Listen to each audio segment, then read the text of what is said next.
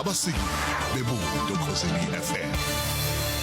Sihlabele phambili naluhlelo abasiki bebonda sibe nalezi ezithi ke njengoba kusondela umnqamla juqu wokuvalwa kwamakhadi akwa Asasa indawo yawo esizothathwa amakhadi ePost Bank sekuvele izinsolo zokuthi basebaningi kakhulu abantu abangakawenzi amakhadi amasha balinganiselwa ku 3.2 million abantu abahlomula kwimali yesibonelelo sikahulumeni okulindele ukuba bashintshe lamakhadi. uNikimbe ngashe uyisikhole esiphezulu lapha kwiPost Bank njengamanje sinayi la ohlelweni. Niki asibonga kakhulu asikubingelela. Siyabonga futhi siyabingelela kona khona abamameli bakho. Kumalungu omphakathi angaphezulu kwa 3 million athola imali yesibonelelo sikahulumeni mangake sikwazile ukushintshela kumakhadi amasha ePost Bank. So manje sesinabantu over 1 million abasebenzisa ikhadi lethu litsha elili black. Actually the number yethu in total has reduced ihlile ayisekho over 3 million anymore. We have about 2.6 customers ngokaba ababhankisha no Post Bank.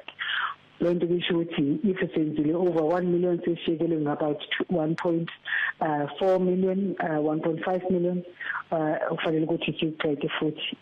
Okay. Mhlambe 1.4 1.5 basebaningi kakhulu labo bantu abaqondini ukuthi deadline umnqamla juqu siseduze. Maybe mathi ukuthi siyexplain labantu ukuthi kwenzekani ebhuti wami sekuduze mara I think kubalulekile ukuthi sohlula ama-days. I-20th ka-March ikhadi lelo liyaye kusebenza mara athina-ke asistop ukuthi sikhiphe amakhadi amatsha amnyama.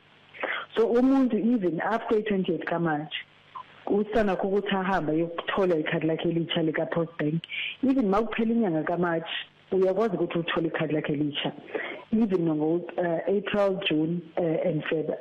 Mara i-trick iza lapha ukuthi mawufuna manje ukuthi u-access i-grant yakho yaka-April sawusenalo ikhadi manje because elili yellow asilekile isebenza masithi ukuthi types awukatholi ukuthi isikhathi ukuthi uyothola leli limnyama.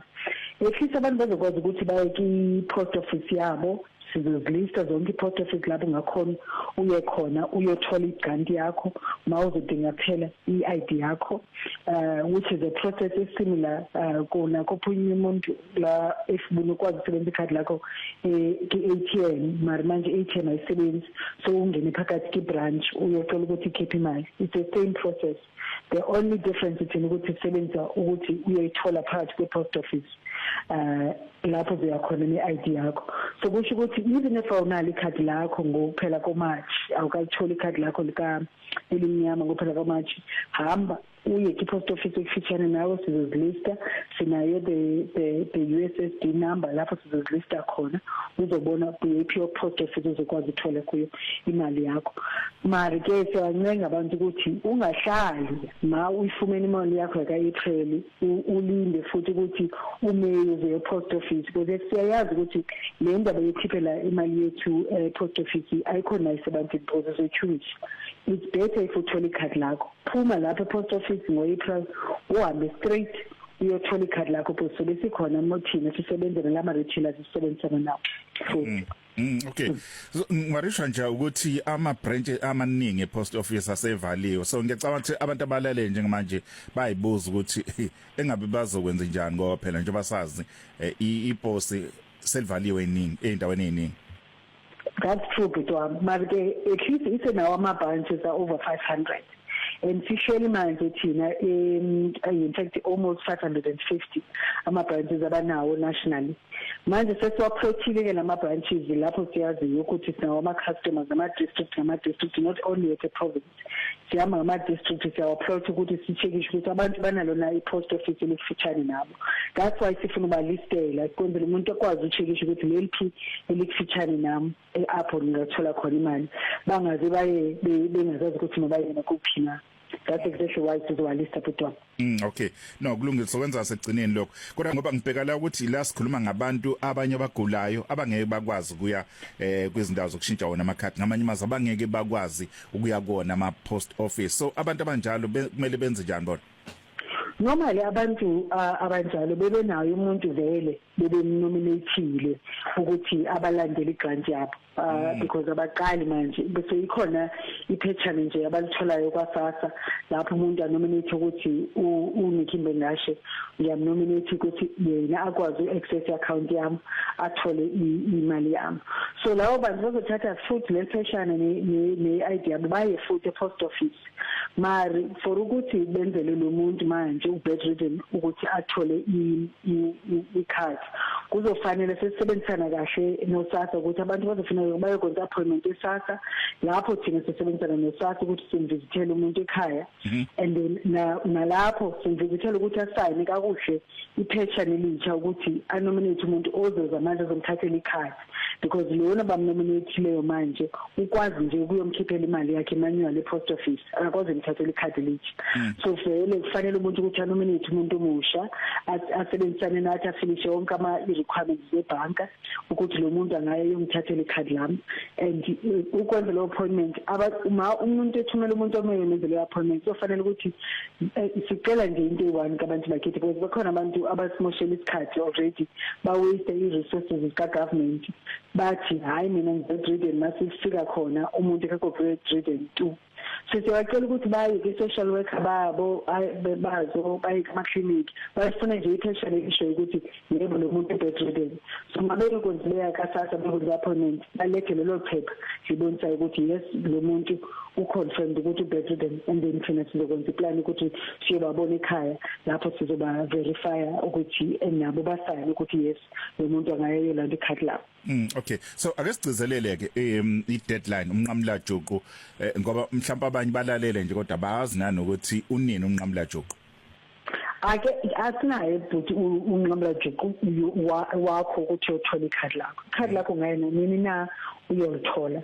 Even after June uzokwazi ukuthi uthole ikhadi lakhe elitsha. Mari the only problem why encourage abantu ukuthi baye manje because asifuni after June ukuthi abantu bakithi baye futhi ema-post office bayokhupha imali yabo manually. Because yazi like sishilo ukuthi ayihambi kahle lento. Iyabasokolisa bahlala benile basezithwini futhi. Kanti uma unekhadi lakho uyakhipha imali yakho nekephi ATM uyakwazi ungena nekephi ne-retailer uyokhipha imali yakho so at least benzela abantu lula lonto. So siyaba-encourage ukuthi bazothatha amakhadi abo sisekhona kula mavenkile besebenzisana nawo in fact every day sivula amavenkile amatsha esebenzisana nabo mabachekishe nje bona ka-USSD yethu ukuthi bangaya kuphi la bayothola ikhadi labo because leyo izobanceda ukuthi yonke experience yabo ibe-better. Okay, so awusasinikeza le USSD inhle ke yona ngoba ayidingi nane airtime mangikhumbula kahle. Yes ayidingi ne airtime. So it's *120 *355 hash. If you dial nje lo number uzofuna ukhethe khona iprovince yakho ucofe khona yiphi district yakho uzobona ukuthi ngiyapha amavinkile esebenzisana nawe kufitshane nawe la ungayothola khona ikhadi lakho. So it's *120 *355 hash. Okay, no izwakele *120 *135 sorry, *355. I hope I need to put it up. Even they put that because manje besengibize kahle manje angiyazi why ngibidakala. If ngiput le ngicela ukuthi umuntu othi ukhomba akuthumele kahle. Mari it's *120 *355 hash. Okay, no izwakele kakhulu ma. Asibambe lapho sabanga kakhulu. Thank you kakhulu baba. Sabanga kakhulu. Right. Okay. Uyena ke lo uNikki Mbengashe isikhulu esiphezulu kwi-Post Bank ngiyacabanga le process icishe ifane naleso akuyona yokushintshwa kwamakhadi kagesi abantu bagcina kolayini abade ngemzuzu yokugcina ake sisukume izinto sisukumele kusenesikhathi ngoba kubuye kuhluphe la mabe senze izinto ngemzuzu yokugcina ngoba sabona ukuthi kwenzekani. So I deadline isondele kodwa kokuhle kakhulu ukuthi kumele usukume ulishintshe ikhadi ngoba ungahle ubhekane nengwadle ukuthi ugcine ungayitholi imali yakho yesibonelelo sikahulumeni mangabe ube umva kwezinye wahudula inya. Right? Sidle isizulu sezwakala ngicama ukuthi yacaca leyo ndaba. Isikhathi manje imzuzu ngama-23 ushayile ihora lesithu phala ohlelweni abasikubebona kanti ke sekulo lolu daba ngoba udaba olubalekile lolu ngoba lithinta abalaleli bethu ngqo sisekulu double fana isikhungo EasyPay singesinye ke sesikhungo ezamukela lezi icelo zamakhadi amasha ukuthola ukuthi ke ngakolwa buhlangothi luhamba kanjani uhlelo lwezicelo zamakhadi amasha so noSimphiwe phakathi isikhulu esiphezulu ke kusona lesi sikhungo mfowethu phakathi singakhona mfowethu sakubingelela ngibonga kakhulu it's good to be back nabalaleli bethu ngibabingelela. Yeah, siqeda ukukhuluma nePost Bank la. Sesizwile ukuthi ningabanye babantu abasizayo abantu abathola imali yesibonelelo sikahulumeni. Mhlawumbe ake sithole ukuthi nina kahle kahle ikuphi enikwenza khona yini la nisiza khona ekuthenini abantu bakwazi ukuthola lamakhadi amasha ngoba ngiyabona la ukuthi abanye bazobhekana nengwala. Awuqinisile umhlaka 20 useduze kakhulu. So sabona ukuthi asingahlali silinde ukuthi uzofike abantu abaningi bangatholi ithuba lokushintsha amakhadi. Yeah.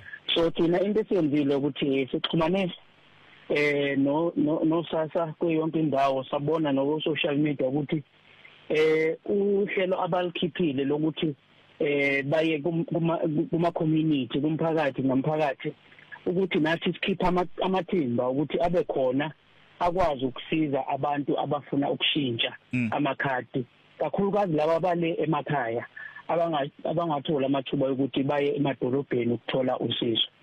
So ilokho sikwenzayo kwamanje. Yeah, kwakuhleke lokho thina kakhulukazi njengabantu abavelaleke emakhaya ukuthi niyakubona abantu abaseyindaweni zasemakhaya ngoba abanye thola ukuthi ayikho kwamali ukuthi agibele aye eposini iposi usedolobheni. Uqinisile impela.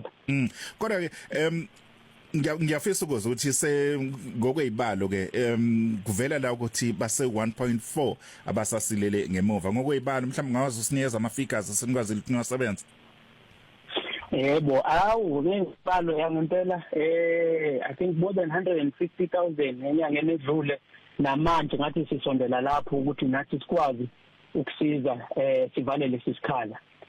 Ngoba ukhile kusele about 1.4 nje obusho ingakho the akwestablish saqasha nabantu abahlala kuyona lama community ukuthi sikwazi ukuthi sireach abantu abaningi ukuthi bathole leli card la EasyPay ngoba nalonto isebenza ukufana ngoba dala vele sihamba lendlela nabantu abahola igrant. Okay.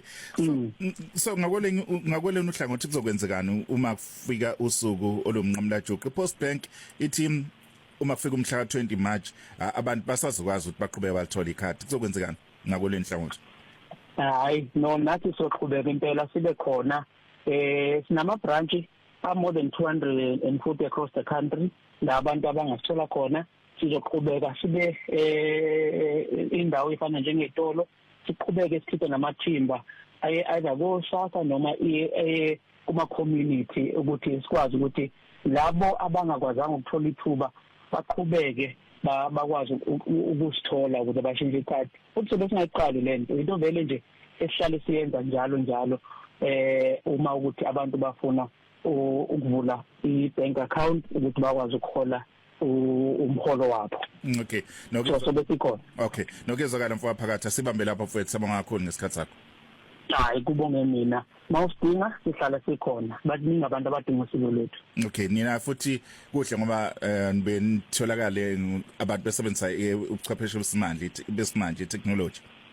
Hawo impela basithola naku USSD nakuma app naku Facebook nje EasyPay everywhere. And then sisheshe siphendula abantu basitholeke. Okay, nokezakala kakhulu uyisikhole esiphezulu kuyona iEasyPay uSimphiwe phakathi. Right, angikholwa ukuthi khona uzothi usele ngaphandle ke manje ebethola imali yesibonelelo sikahulumeni ngoba kumele ukuthi sebenzise zonke lezi inhlaka kuze ukwazi ukuthola ikhadi elisha elizokwazi ukuthi likusiza ukuthi uqhubeke uhole imali yakho yesibonelelo sikahulumeni. Asidlule ngaphetho lo sithengise bese sibuya namanqampunqampu kamanqa kwehora lesithupha iseningi